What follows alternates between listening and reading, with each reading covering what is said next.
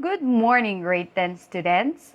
Today, we're going to talk about your rights and responsibilities as a consumer. Before we will go over your rights and responsibilities, let's go over these terminologies that we have here. So first, we have here your consumer welfare. When we say consumer welfare, this refers to the difference between the consumers are willing to pay and what they actually pay.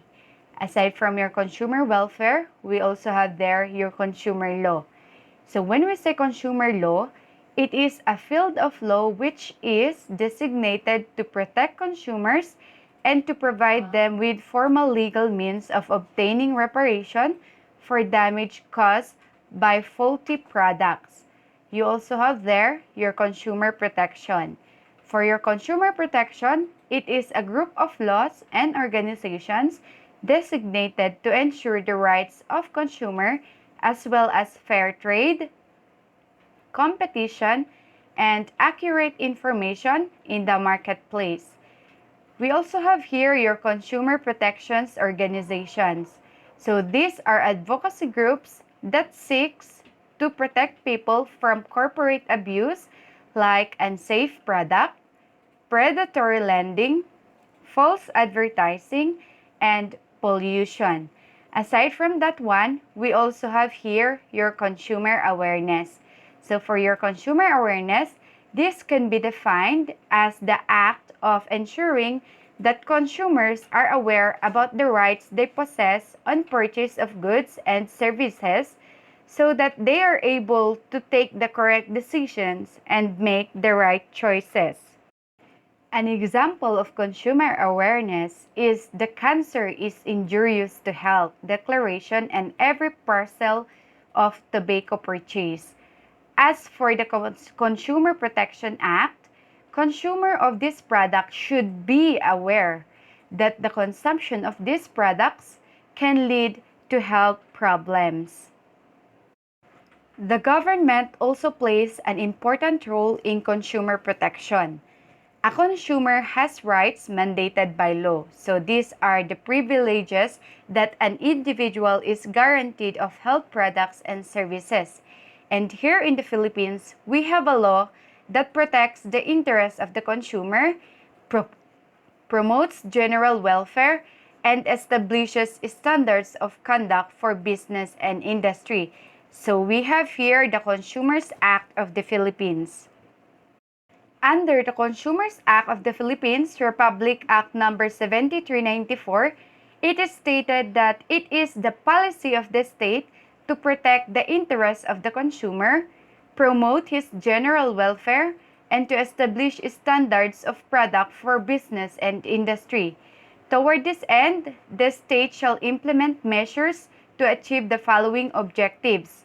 So here are the following objectives: the protection against hazards to safety and health. Aside from that one, we also have here the protection against deceptive, unfair, and unconscionable sales act and practices.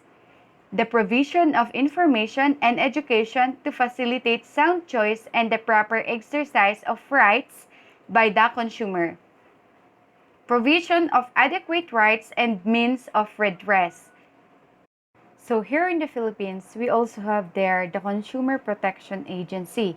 So this is the local, state, and territory consumer protection agency that can provide us with information about our rights and options. Here are some examples of the agencies that protects and provides the consumer with information about their rights and options. So you have there the Bureau of Food and Drugs, or known as your BFAD, the Department of Health, or also known as your DOH, and then your Department of Trade and Industry, or what you call your DTI. So there are 8 basic rights of a consumer according to the Act. For the first one, you have there your right to be safe. So the right to be protected against the marketing of goods or the provision of services that are hazardous to health and life. This is the most vital point of consumers' right declared by the Act. So a consumer has the right to be protected against any hazardous elements that come with purchase and use of a product. So the protective measures must be mentioned on the packaging of a product, which could be harmful to their physical and mental health in any possible way. Aside from that one, you also have there your right to choose. So the right to choose products at competitive prices with an assurance of satisfactory quality. So consumers have the right to choose any product that they want to buy. As per the Act, a consumer cannot be forced into buying a product as they possess the right to make a decision on their own whether they want to buy it or not. You also have here the right to be heard or right to representation. So the right to express consumers' interest in the making and execution of government policies.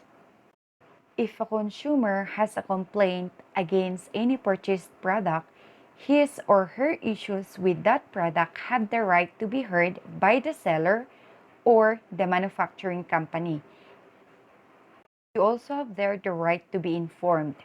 So the right to be protected against fraudulent, dishonest, or misleading advertising, labeling, promotion, and the right to be given facts and informations needed to make an informed choice. Consumers have the right to gain information on every detail on a product before buying. As for the rule, the packaging of the product has to provide accurate information about its content and manufacturing details. You also have here the right to be serviced or right to redress. So this is the right to be compensated for misrepresentation, shoddy goods, or unsatisfactory services. If a consumer is dissatisfied with a product and wishes to replace or return it, he or she has the right to seek redressal. We also have here the right to consumer education. So it is the right to acquire knowledge and skills necessary to be an informed consumer. As a consumer, you have the right to be aware of all the rules and guidelines in the Consumer Protection Act and all the responsibilities you possess. We also have here the right to a healthy environment. The right to live and work in an environment which is neither threatening nor dangerous and which permits a life of dignity and well-being. For the last right of a consumer, you have here the right to basic needs. This guarantees survival, adequate food, clothing, shelter, healthcare, education, and sanitation. So those are your 8 basic rights as a consumer. For now, we're going to go over your consumer responsibilities. Before we will go over them, let's have first the meaning of consumer responsibilities. When we say consumer responsibilities, it go hand in hand with your consumer's right. So for every consumer's right, there are several responsibilities that individuals need to carry to bring changes in an unjust procurement, as well as help fellow consumers to be aware of unfair and illegal trade practices and how to fight against them. So, for example, as a buyer, when you purchase any item from the store, it is advised to ask for the cash memo to authenticate the purchase. So, this will help to deal with any discrepancies faced surrounding this purchase in the near future. So, there are various consumers' responsibilities which can be derived from the multiple consumers' rights mentioned in the Consumer Protection Act. So these are your number one, be aware. As a consumer, you should be responsible for being more alert about the price, quality, and quantity of goods bought and services used by you. Okay? Another one we also have here, you should be involved. So a consumer should possess the responsibility to be assertive. For example, to ensure that you have received a fair deal as a buyer. So consumers who are not involved are more likely to be exploited. Another one we also have here, be organized. So a consumer should be responsible to speak out and raise voices in a collective, organized manner to protect the interest of all buyers. Aside from that, we also have here a be sustainable consumer. So a consumer should have the responsibility to be aware of their consumption level if it is affecting other citizens, especially the economically backward section of the society. And for the last one, we also have here your be responsible for the environment. A consumer should be responsible for understanding the consequences of their consumptions and what effect they have on the environment. So those are your rights and responsibilities of a consumer. And I hope you learned something from me today. So see you again next week and please stay safe.